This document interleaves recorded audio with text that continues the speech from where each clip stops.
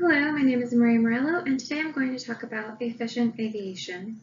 There is no doubt the transportation sector is an essential player in our nation's economy, and within the transportation sector, we have commercial aviation. Since the first commercial flight over a century ago, commercial aviation has grown to become the fastest, safest, and most far-reaching mode of transportation. The world economy benefits greatly from the ability to move people and products all around the world quickly and safely. Unfortunately, as with most great inventions from the 20th century, commercial aviation comes with a cost in the form of global emissions. It is estimated that air travel accounts for 2.5% of global emissions annually, and though when you first hear this number you may not find it to be as substantial compared to global emissions produced by other sectors, it is projected that in just 20 years the number of commercial travelers will increase and there will be over 30,000 more airplanes in the sky than there are today.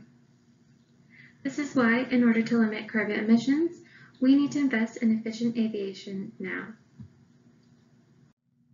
So what exactly is efficient aviation? Project Drawdown defines the efficient aviation solution as the increased use of technologies to reduce aircraft fuel burn. This can be accomplished with 4 different strategies. Number 1, adopting the latest and most fuel-efficient aircraft. Aircraft, such as the Airbus A320neo, is made out of lightweight composite materials that save weight and increase efficiency. This aircraft provides up to 25% less fuel burn than its competitors. Number 2, retrofitting existing aircraft with aerodynamic winglets, better engines, and lighter interiors. Winglets, for example, are used to improve the aerodynamic efficiency of a wing and can improve airplane performance by as much as 10 to 15%. Number 3, retiring older aircraft early. Older aircraft are less efficient and rely more heavily on fuel compared to newer aircraft.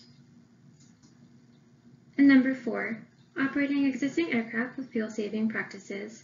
An example of fuel-saving practices include the upgrades of new flexible navigation systems that can provide the most direct route while avoiding unfavorable weather conditions, such as storms and high winds, as well as taking advantage of favorable weather conditions. Studies show that 1.4 tons of CO2 per flight is saved by using flexible navigation systems. I chose Frontier Airlines as my example because despite being such a small carrier, they have already made significant changes to their airline that align with the drawdown solution. On this slide, I have included a visual from Frontier's website that highlights all the different steps they have already taken throughout the years so they could call themselves America's greenest airline. The first, and perhaps the most important, is the use of the industry's most efficient aircraft. Half of Frontier's fleet is comprised by the Airbus neo, making Frontier's fleet 43% more fuel efficient than their competitors' fleet. Another important step Frontier has taken in efficiency is the reduction of excess weight by encouraging their passengers to fly lighter, removing in-flight Wi-Fi and entertainment, redesigning their tray tables to be smaller, and redesigning their seats to be made from ultra-lightweight recycled leather products. With all these changes, Frontier Airlines has definitely made a name for themselves in the world of efficient aviation.